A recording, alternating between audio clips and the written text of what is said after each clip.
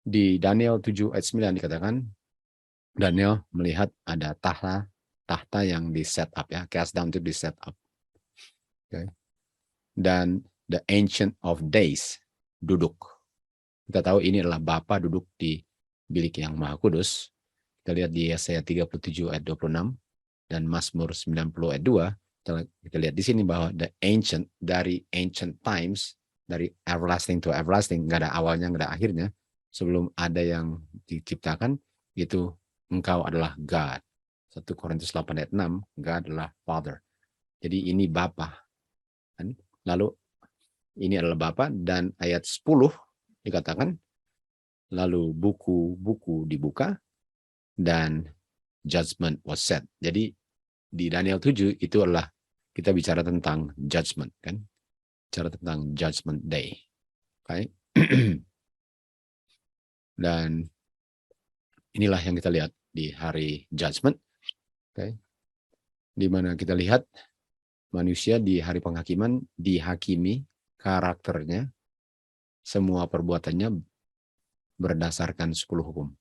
10 hukumlah yang adalah righteousness of the law, yang adalah the end of the law itu, yang hanya bisa dipenuhi oleh Kristus di dunia ini, adalah standar penghakiman karakter di hari penghakiman. Dan kita lihat di gambar sebelah kanan atas ini, di tahta Bapa kita lihat ada Bapa ya, ada 2 oknum. Ini gambar mantap juga, ada 2 oknum. Satu Bapa sedang duduk dan Tuhan Yesus berdiri di depannya.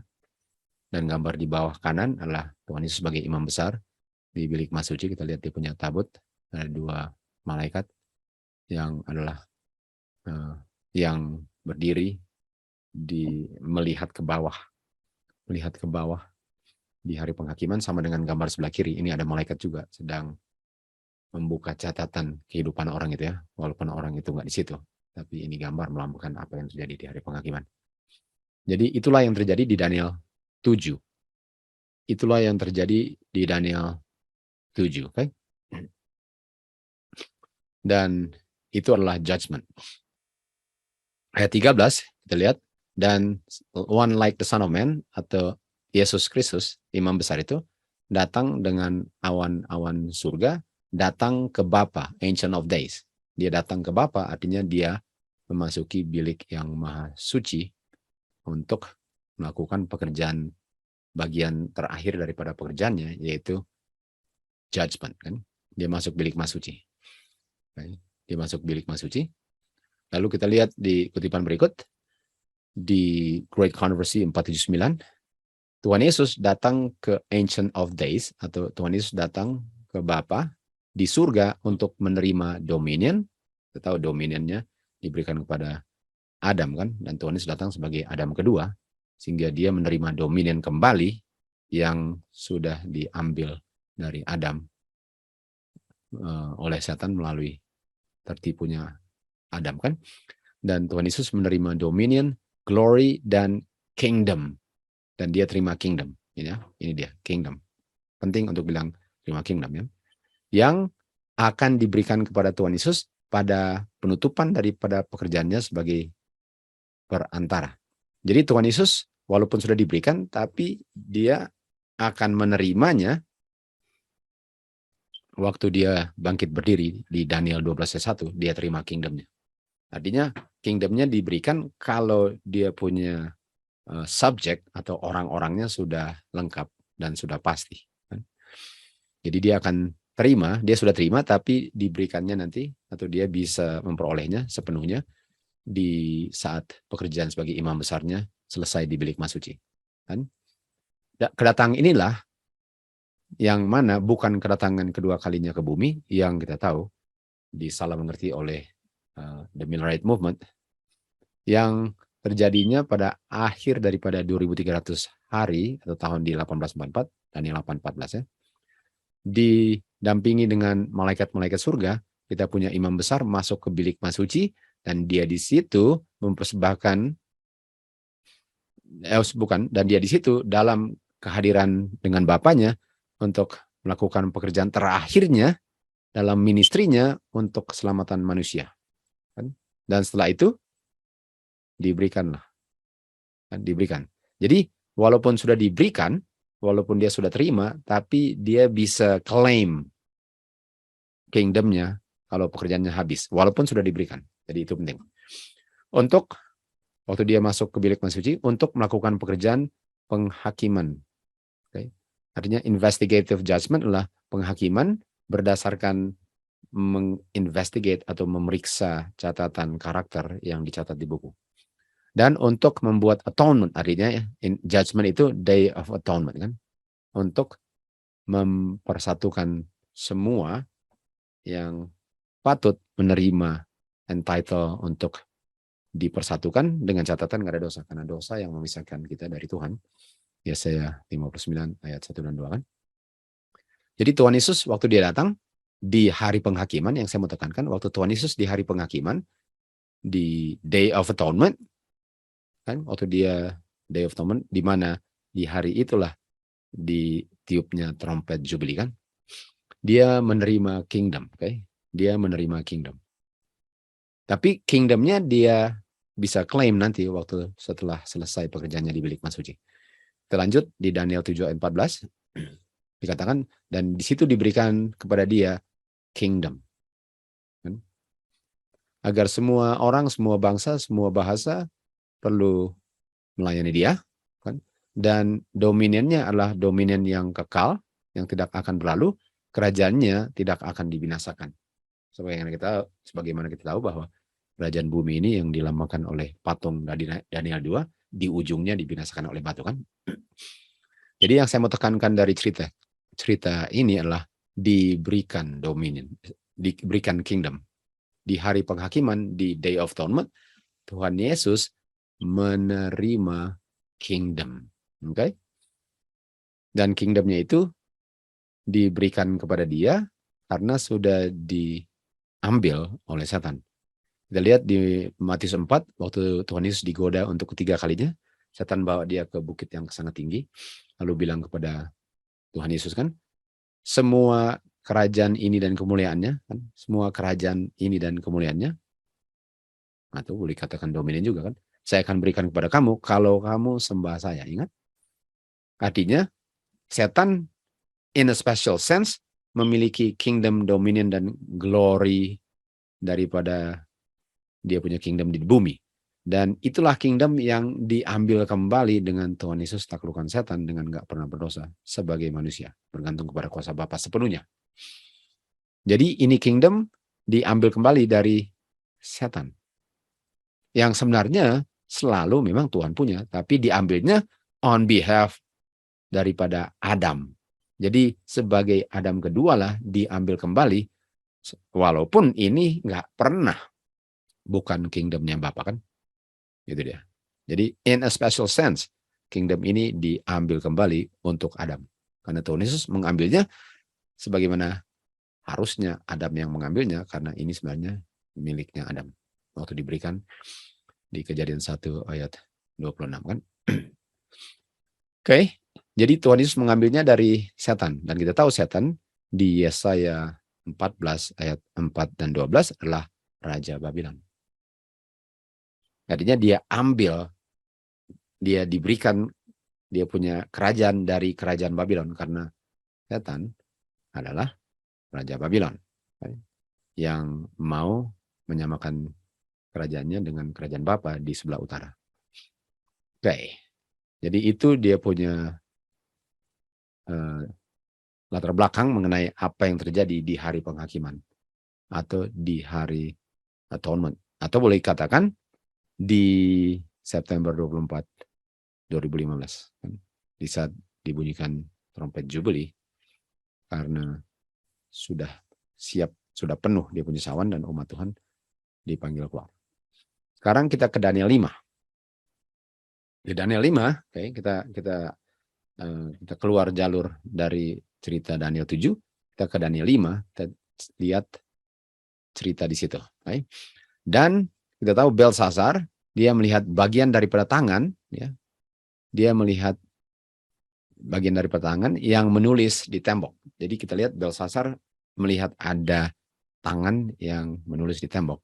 Dan yang ditulis adalah Tekel dan Peres. Tentu saja saya hanya ambil bagian terakhirnya. Dan tekel artinya kamu ditimbang di timbangan. Kita tahu timbangan Ka'bah, dan Ka'bah itu adalah tempat judgment kan. Artinya kamu dihakimi. Kalau ditimbang artinya kamu sedang dihakimi. Artinya ini hari penghakiman. Dan ini adalah judgment day untuk Belsasar. Dan kamu kedapatan ringan. Dan Peres. Dibilang Peres, kerajaan kamu. Okay? Dibilang sini. Dan Peres, kamu punya kerajaan, dan kita tahu kerajaan inilah kerajaan Babylon kan.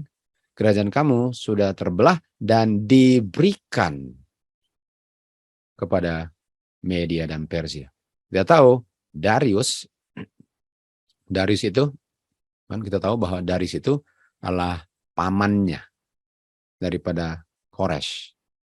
Koresh adalah dia punya nephew bahasa Indonesia apa ya? Nephew, dia punya brother atau sister, punya anak lah ya. Tapi Darius itu pamannya. Artinya Darius itu lebih tua dari Koresh. Okay? Dan diberikan kepada Darius dengan Koresh. Okay? Kerajaannya diberikan. Jadi kerajaan Babylon diberikan kepada Koresh dengan Darius. Sebagaimana kerajaan Babylon dunia ini diberikan kepada Tuhan Yesus yang lebih muda dari bapaknya. Okay? Diberikan kepada Koresh yang lebih muda dari Darius. Diberikan kepada Tuhan Yesus yang lebih muda dari Bapa di surga. Okay? Sama-sama diberikan pada hari penghakiman kerajaan yang sudah dirampas. Okay? Nah, kita lihat di sini kan. Di sini katakan nephew. Inilah nephew. Bahwa Cyrus adalah nephew daripada Darius kan. Lalu dikatakan kerajaan Belsasar ya. Belsasar punya kerajaan Babylon diberikan ke tangan yang lain. Other hands. Yaitu diberikan kepada Darius dengan Koresh. Nah, itu yang terjadi di hari penghakiman. Okay? Itu yang terjadi di hari penghakiman. Oh iya, betul. Jadi keponakannya, lupa katanya tadi. Oke, jadi Koresh itu keponakannya daripada Darius. Darius adalah om atau paman atau uncle-nya daripada Koresh. Dan Belsasar punya kingdom diberikan kepada Darius dengan Koresh. Sudah bisa lihat itu? Persis kan? Dan terjadinya kapan? Di hari penghakiman. Karena dia ditimbang di timbangan, dan timbangan itu adalah timbangan penghakiman. Oke. Okay. Jadi kita melihat. Okay. Jadi kalau ini di hari ini Tuhan Yesus menerima kerajaan yang diambil kembali dari setan. Kita lihat di sini. Belsasar, waktu ada tangan tulis mene tekel ufarsin, kerajaannya diberikan kepada Koresh dan Darius. Sebagaimana kerajaan bumi ini diberikan kepada Tuhan Yesus yang adalah anaknya Bapa dari tangan setan. Belsasar, raja Babylon, setan, raja di atas raja Babylon. Oke, kita lanjut lagi. Sekarang kita ke dan pada malam itu Belsasar raja Chaldeans mati. Pada saat itu Belsasar raja daripada Babylon mati. Nah, kita tahu waktu Tuhan Yesus menerima dia punya kerajaan ini, yang akan dia klaim nanti waktu Michael stand up di Daniel 12:1. Kita tahu di Daniel 12:1 setan punya karir mati. Kenapa? Karena dia nggak bisa menggoda lagi. Jadi di time of trouble, semua yang selamat sudah selamat, yang hilang sudah hilang, nggak ada lagi yang perlu digoda. Di situ dia masuk 1000 tahun. Chain of circumstance, di mana dia punya karir mati di tempat. Karena nggak ada lagi yang bisa dia tipu untuk membuat mereka hilang. Karena walaupun setelah 1000 tahun dia dipertemukan lagi dengan semua orang yang dibangkitkan, nggak ada yang di situ yang bisa diselamatkan lagi.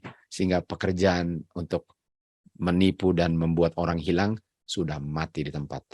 Jadi waktu Tuhan Yesus menerima kerajaan, setan punya karir mati.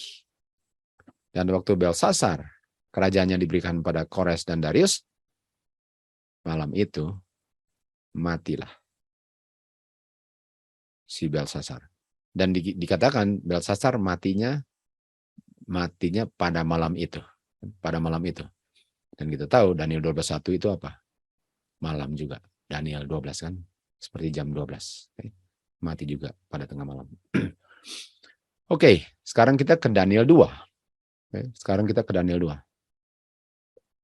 Pada saat kita lihat Daniel bilang, saya melihat batu yang dipotong dari gunung tanpa tangan. Jadi ada tangannya juga kan. Kita lihat ada tangan, ada urusan tangan di Daniel 2 dan di Belsasar ada tangan juga. Dan dia meremukan berkeping-keping besinya, tembaganya, tanah liatnya, peraknya, dan emasnya. Kan? Itu sama dengan 5 bagian daripada kerajaan kepalsuan di Wahyu 13. Karena dia adalah dragon, dan dia adalah macan tutul, dan kita tahu adalah beast, adalah gereja, dan dia adalah beruang dan singa. Jadi hancurlah semua Babylon ini ya. Lalu Daniel 2 ayat 44. Dikatakan, kita mundur. Di hari-hari raja-raja ini akan God of Heaven set up dia punya kingdom. Artinya waktu God of Heaven itu set up kerajaannya, artinya kerajaan Daniel 2 punya patung tumbang dan diberikan kepada siapa? Tuhan Yesus. Jadi kita bisa lihat semua ini, cerita-cerita ini menunjukkan apa yang terjadi di hari penghakiman. Okay? Apa yang terjadi di hari penghakiman, di mana perpindahan pemilik daripada kerajaan itu kan. Tadi kerajaannya Adam yang dipercayakan Tuhan, lalu dia transfer ke setan, lalu dikembalikan lagi. Sama dengan Babylon diberikan kepada Kores, dan kita tahu Kores adalah type of Christ. Jadi kerajaan Babylon itu waktu sudah hancur dikembalikan kepada pemilik awalnya. Oke.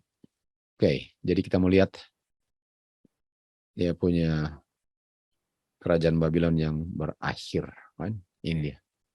Jadi di saat berakhir kerajaan Babylon, sama dengan berakhir kerajaan Babylon, dan boleh katakan di sini berakhir juga kerajaan Babylon. Judgment Day itu in a special sense ya, walaupun Babylon masih ada, tapi di sini kan menunjukkan Babylon sudah jatuh. Okay. Belsasar sudah jatuh, walaupun malamnya baru dia mati.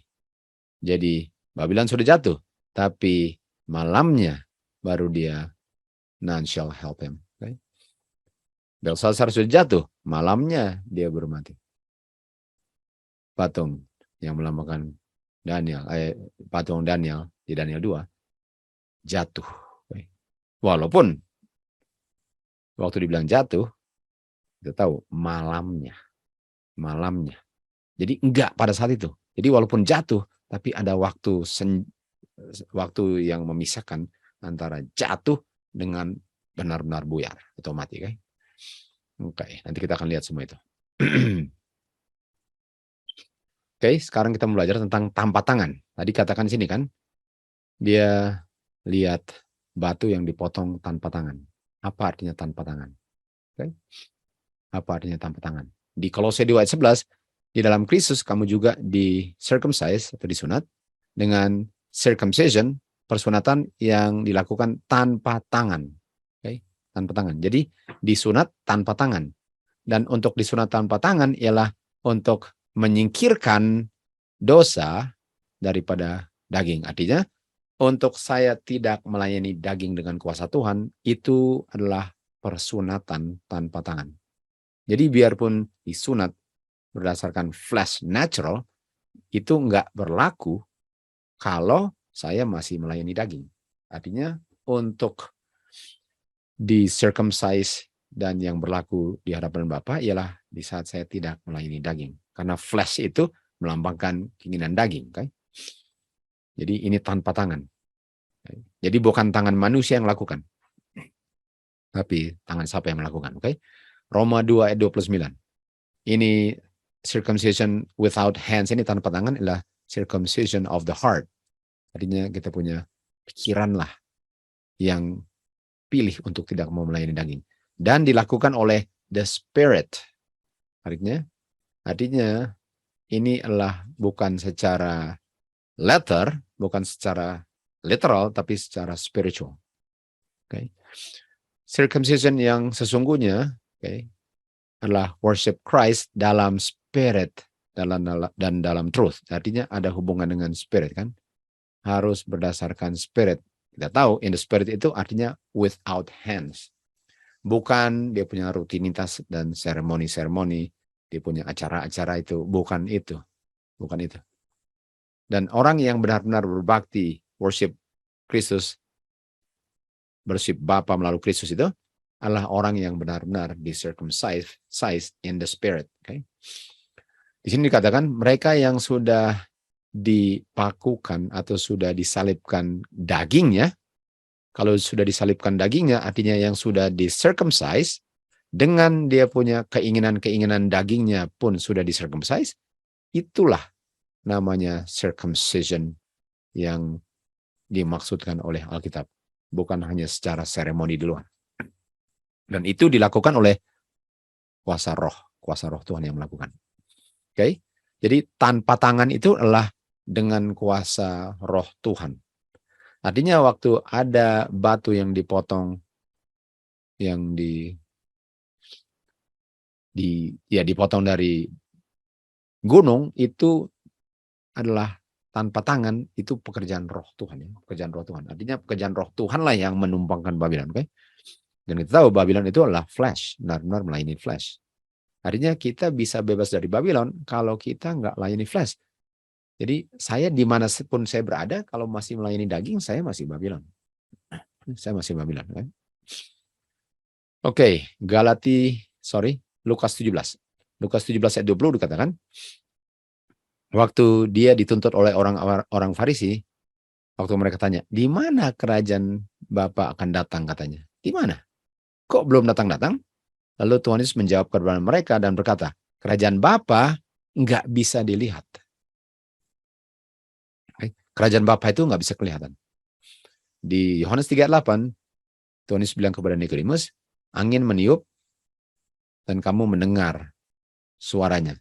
Tapi kamu nggak bisa bilang dari mana datangnya dan perginya kemana karena nggak kelihatan. Demikian juga setiap orang yang lahir oleh roh. Artinya ini adalah spiritual kingdom. Artinya yang Tuhan Yesus terima itu spiritual kingdom yang dilambangkan media Persia, ya, walaupun bukan media Persia, tapi itu lambang. Jadi yang Kristus terima itu adalah spiritual kingdom, bukan kerajaan di bumi ini. Makanya waktu setan bilang, saya mau berikan semua kerajaannya, Tuhan Yesus nggak tertarik dengan itu, apalagi mau sembah lagi, kan? Dan dia mau taklukkan setan dengan mengambil kembali kingdomnya, tapi bukan kingdom yang diberikan oleh setan, karena kingdom itu adalah spiritual, bukan literal aja. Jadi enggak kingdomnya dengan orang-orang jahatnya. Yang setan mau kasih, ini ambil kingdomnya dengan semua orang jahatnya. Sementara Tuhan punya kingdom itu, kingdomnya adalah terdiri dari orang yang enggak berdosa. Itu spiritual kingdom.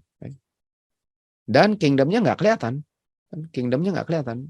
Enggak ada bangunan, enggak ada dia punya ibu kota yang kayak kelihatan gitu. Bukan.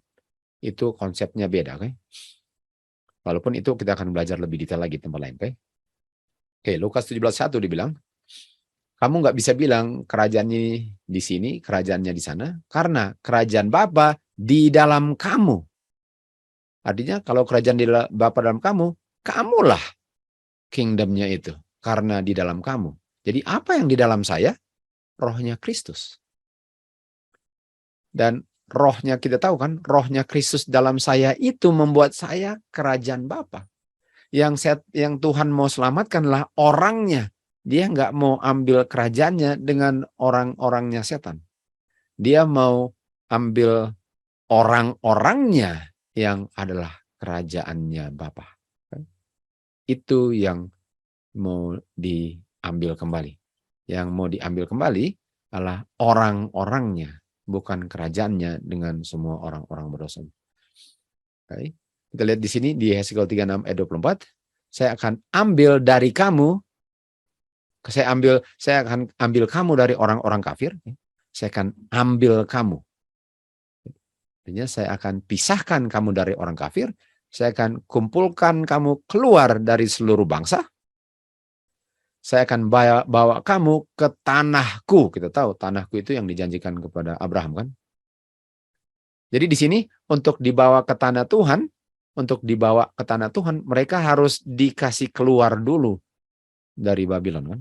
Mereka harus dikasih keluar dari tanah orang asing, dibawa keluar dulu, baru ditempatkan di tanah yang sudah dipersiapkan, yang sudah dijanjikan kepada Abraham dan keturunannya. Dan orang-orang yang akan masuk ke dalam tanah itulah kerajaan Bapa. Karena kerajaan Bapa itu terdiri dari orang-orangnya yang memiliki roh Bapa dan roh Kristus di dalamnya. Lalu, waktu dibilang saya akan ambil kamu keluar, waktu kamu keluar dan sebelum masuk ke tanah yang dijanjikan, apa yang terjadi? Ayat 25. Dan setelah saya ambil kamu keluar, saya akan percik kamu dengan air yang bersih. Kamu akan menjadi bersih dari semua kamu punya kotoran dan kamu punya berhala-berhala. Kalau kita lihat idols dengan filthiness, itu di Yesaya 28 ayat 10 kan. No place clean. Kan? Jadi saya akan bersihkan kamu dari semua kotoran kamu dan begitulah saya akan bersihkan kamu. Jadi kita lihat di sini bahwa setelah kita dipanggil keluar dari Babylon di hari penghakiman, karena kerajaannya adalah kamu kotor tapi. Dengan kamu di Babylon, kamu kotor. Sehingga waktu keluar, kamu harus dibersihkan dulu. Karena di Babylon hanya roh-roh najis. Dan kamu dikasih keluar untuk dibersihkan dari roh-roh burung sangkar najis semua. Dan harus dibersihkan dulu dan diletakkan roh Tuhan atau air yang bersih di dalam kamu, baru kamu menjadi kerajaan yang akan menempati tanah yang sudah dijanjikan kepada Abraham. Jadi kita bisa lihat dia punya urutan. Dipanggil keluar, dibersihkan dulu, baru masuk tanah perjanjian bersama-sama Abraham dan semua yang masuk ke situ. Lalu Yeskiel 34 ayat 13 dia katakan, saya akan bawa kamu keluar dari orang-orang, saya akan kumpulkan kamu dari, kan, yang tadi kita baca tapi di 34, dari bangsa-bangsa, dan saya akan bawa kamu ke tanah kamu. Dan karena kamu adalah kerajaan, kamulah yang saya mau menangkan. Bukan kerajaan bumi dengan semua orang-orang dan penuh keberhalaannya. Itu artinya tanpa tangan. Itu artinya tanpa tangan. Dan waktu saya bawa kamu, terus saya kasih turun sini saja supaya kelihatan di sini. Jadi waktu saya bawa kamu keluar dan akan bawa ke dalam tanah yang sudah dijanjikan kepada Abraham, tapi sebelum kamu dibawa ke tanah yang dijanjikan itu, karena kita tahu itu terjadinya setelah di surga kan 1000 tahun kemudian baru kita kembali ke bumi. Sebelum itu apa? Saya akan bawa kamu ke gunung di mana banyak sungai. Jadi dia punya urutan ialah bawa keluar dari Babylon di hari penghakiman. Babylon jatuh, dibawa keluar dari Babylon, dibersihkan di gunung yang banyak air. Tadi kan dibilang mau dibersihkan dengan air. Dan penting untuk ada air, sungai, dan itu di gunung. Artinya dibersihkannya di gunung. Kita tahu, waktu dipanggil keluar, disuruh bawa kemana? Disuruh bawa ke gunung. Lalu dibilang, dan di situ, di setiap gunung-gunung, di setiap bukit-bukit, ada sungai dan ada air yang mengalir. Air mengalir menunjukkan bersih kan? Dan itu terjadi di saat menara-menara jatuh. Di saat menara-menara jatuh. Nah, kapan menara jatuh? Kapan menara jatuh? Di mana di saat kita dipanggil keluar untuk ke gunung, untuk dibersihkan, supaya bisa menjadi kerajaan Bapa yang bersih, dan akan ditempatkan bersama Abraham di tanah yang sudah dijanjikan kepada dia dan keturunannya. Kapan dia punya menara jatuh? Kejadian 11 ayat 4. Dan mereka bilang, pergilah, mari kita membuat kota dan menara. Baik. Mari kita buat kota dan menara, ya, yang dia punya tinggi sampai ke surga. Reach unto heaven. Wahyu 18:5, kan? Betul? Mari kita buat kota dan menara yang tingginya sampai ke surga. Oke. Sudah tahu kira-kira menara apa itu? Oke. Oops, sorry. Oh, ini waktu dia tulis tangan, ya. Ingat waktu Tuhan Yesus tulis tangan? Saya lupa kasih tunjuk tadi, kan. Tulis dengan tangan, kan. Ingat waktu dia tulis tangan, kita tahu bahwa tangan itu melambangkan apa? Jari mengusir iblis dengan roh Tuhan. Itu dengan jari, ya, dengan tangan. Jadi ini kerajaan Tuhan ini adalah kerajaan berdasarkan roh Tuhan. Berdasarkan roh Tuhan. Oke, jadi kita kembali lagi. Dan dia punya tinggi sampai ke surga. Lalu dikatakan, dan Jehovah God turun dan untuk melihat kota dan menara itu, dan yang mana anak-anak manusia yang bangun. Kita ingat, kan, di buku Ibrani bahwa yang bangun itu kota yang dibangun, yang dijanjikan pada Abraham bukan manusia yang bangun, tapi Tuhan yang bangun. Sementara tower ini manusia yang bangun. Dan Jehovah bilang, lihat, orang-orang ini sudah menjadi satu. Mereka ada satu bahasa. Mereka menjadi satu, dan mereka ada satu bahasa. Okay? Ini tower. Okay? Ini towernya, kan? Ini towernya. Ini towers. Waktu tower jatuh, umat Tuhan dipanggil keluar untuk ke gunung. Sama dengan waktu Sodom jatuh, umat Tuhan dipanggil keluar untuk ke gunung. Dan waktu Babylon jatuh dari zaman, umat Tuhan dipanggil keluar ke gunung. Gunung lambang apa? Tempat pembersihan. Tower jatuh. Dan di tower ini, kota dan tower, yang dia punya atas puncak daripada bangunan ini sampai di langit atau di surga. Dan mereka mau menjadi satu bahasa. Dan mereka mengimajinasikan satunya. Satu bumi pemerintahan United Nations. United Earth. Satu, kan? Satu semuanya.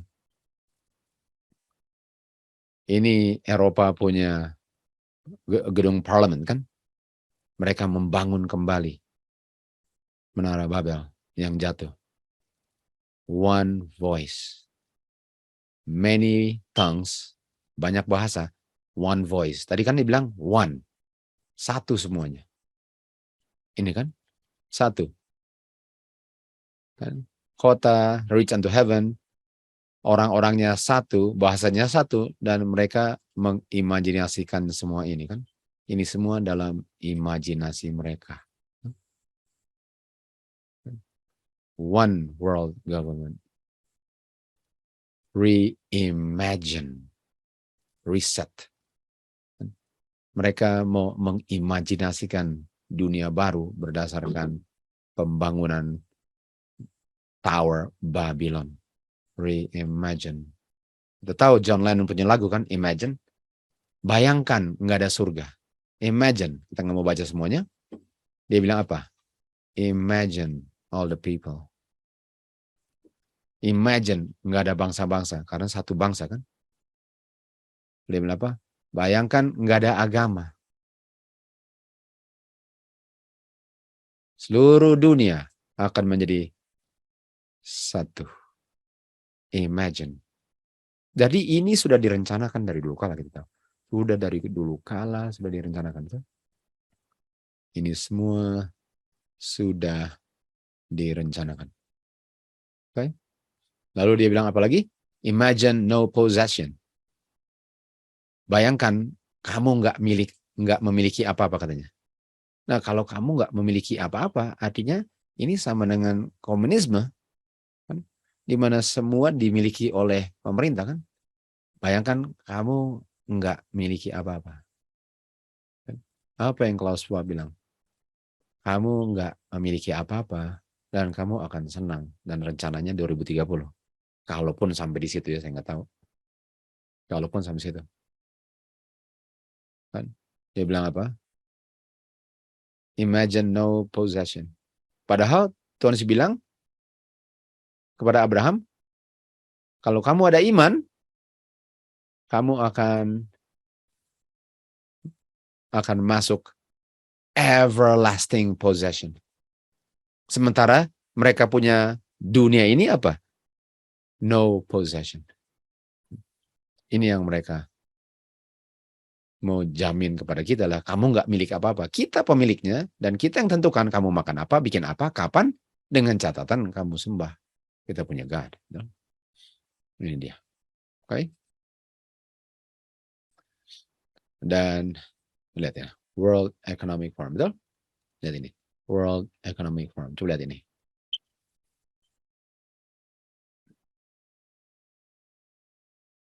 Angka berapa? 666.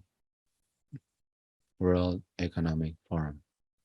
666. Ini dia. Saya lihat. Itulah.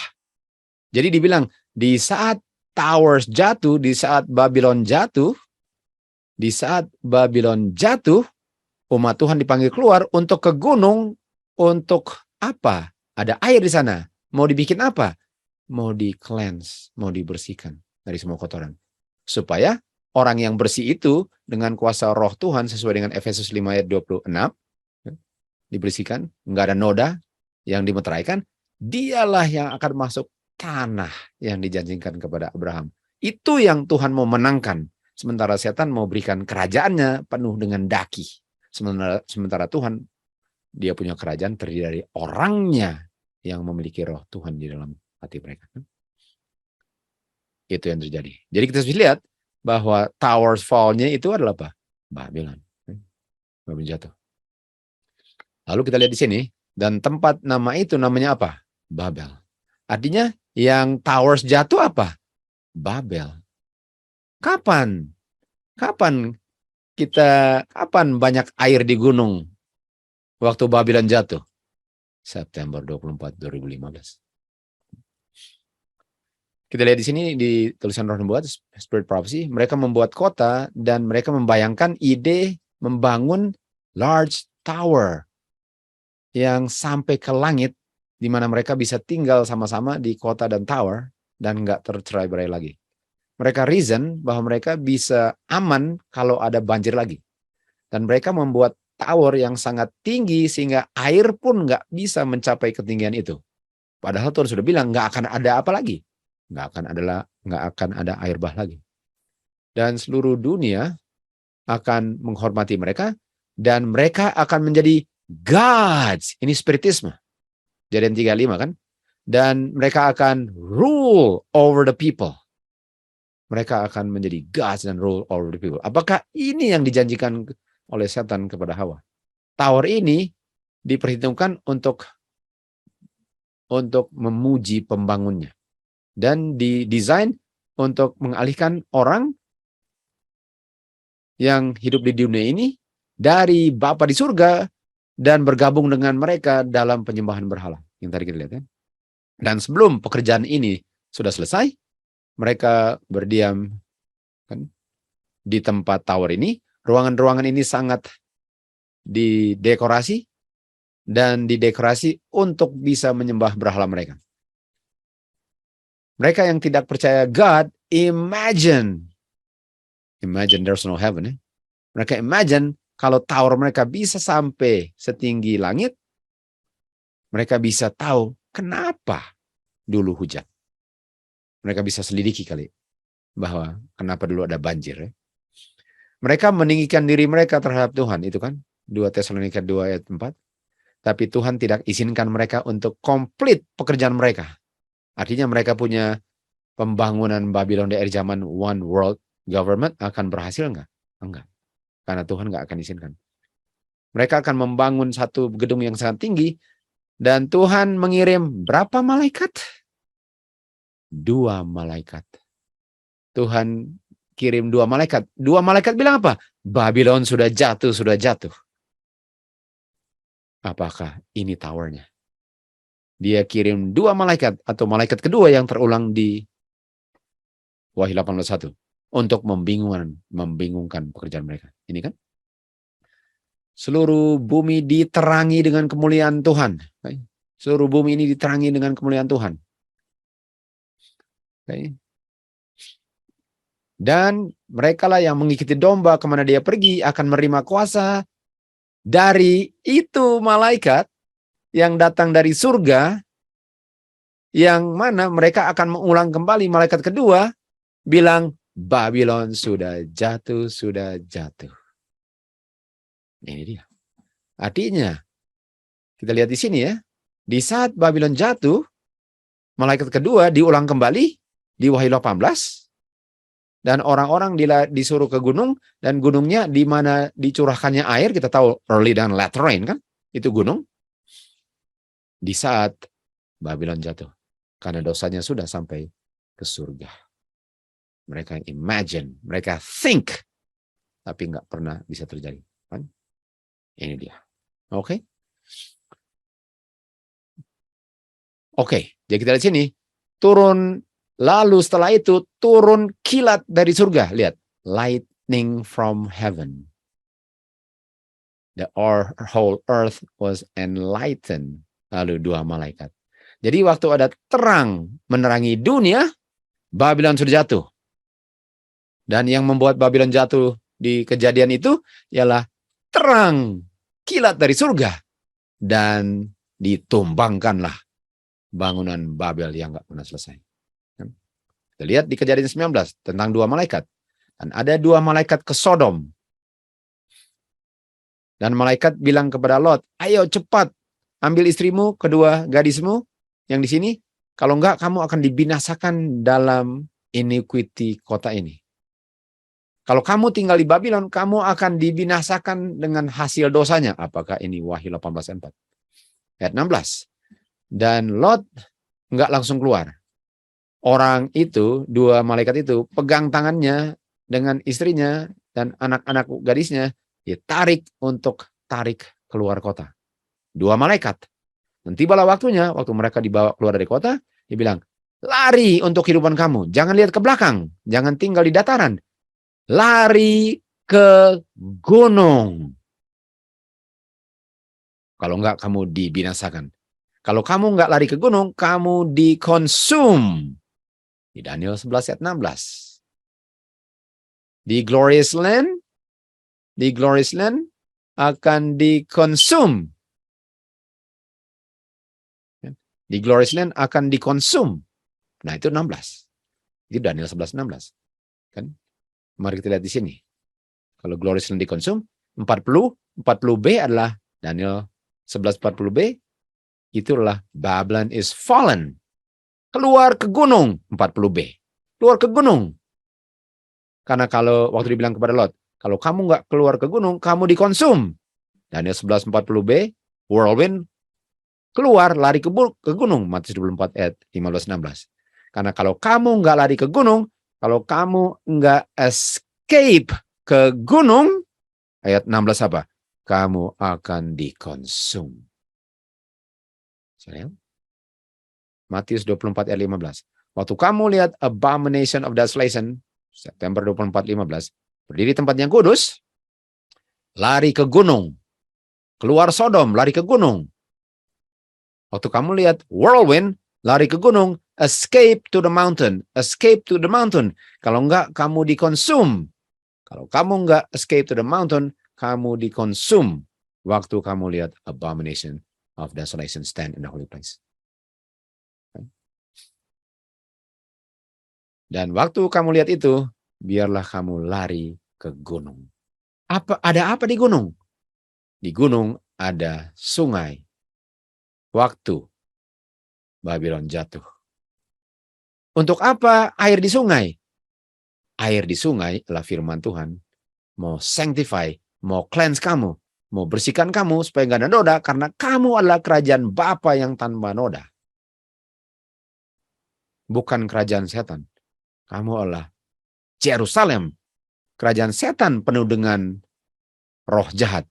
Kerajaan Tuhan, roh Tuhan. Harus dibersihkan dulu. Kalau nggak keluar, kalau saya nggak keluar dari Babylon, saya bukan kerajaan Tuhan. Karena Babylon adalah roh-roh najis, sangkar burung yang kotor dan jahat. Dan dikatakan sini, sanctify mereka dengan kebenaran. Kebenaran itu adalah firman Tuhan. Buatlah mereka mengerti firman Tuhan. Masuknya firman Tuhan memberikan terang, menyegarkan aku oleh kehadiranmu.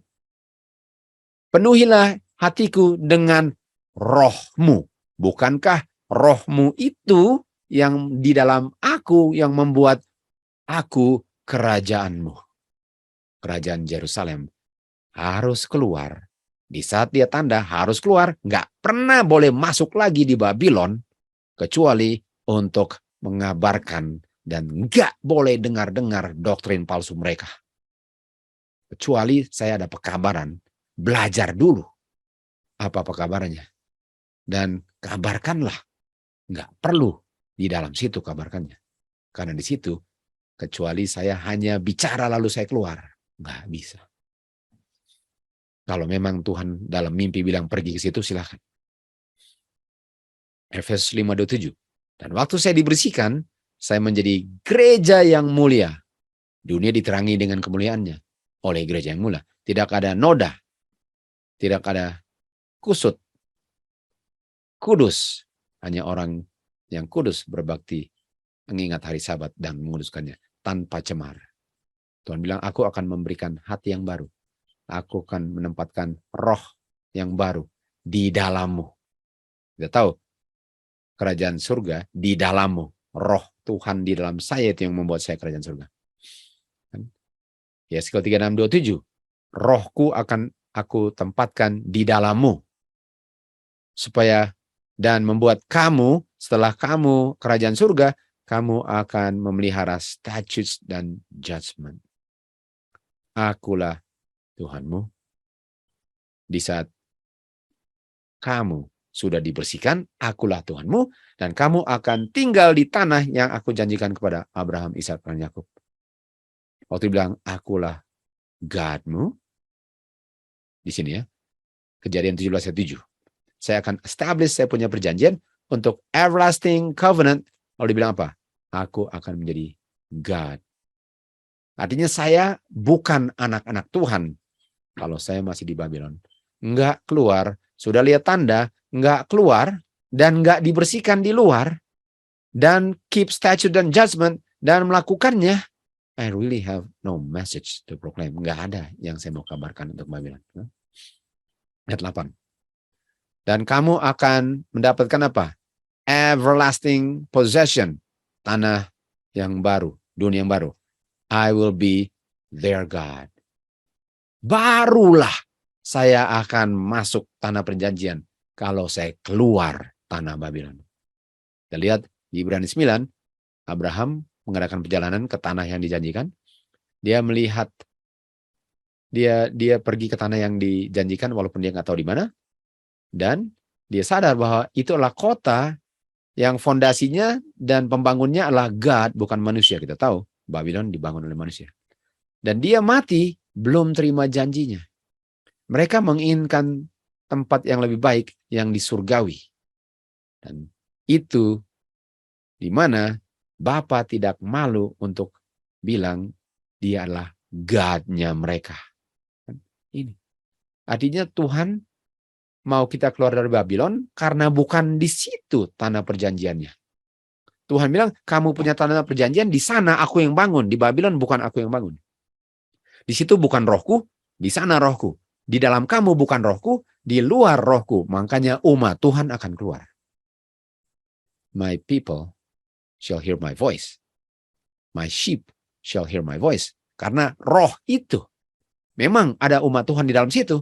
Tapi umat Tuhan di Babylon dikenal dari mereka turut perintah Tuhan dan keluar waktu dengar suaranya. Dan yang nggak keluar, setelah dengar dan ngelihat buktinya, itu buktinya mereka bukan umatnya atau dombanya Tuhan. Jadi kita lihat Abraham keluar dari Ur dan Haran ke tempat yang lebih baik. Lot keluar dari Sodom ke gunung. Anak-anak Abraham keluar dari Babylon ke tempat yang lebih baik. Kan? Mulainya di mana? Mulainya di gunung. Mulainya di gunung. Jadi apa yang terjadi zaman kita? Keluarlah umat-umat Tuhan di hari penghakiman September 24, 2015. Waktu towers fall. Waktu Babylon jatuh. Dan pergilah ke gunung di mana ada hujan, dibersihkanlah semua noda dosa, dan diberikan hati yang baru memasuki tanah perjanjian. Dan di situ Bapa enggak malu untuk bilang dia Bapamu. Ini adalah bagian daripada pelajaran kelima, bagian pertama. Nanti kita akan lanjut ke bagian kedua daripada pelajaran kelima. Come out of her, my people.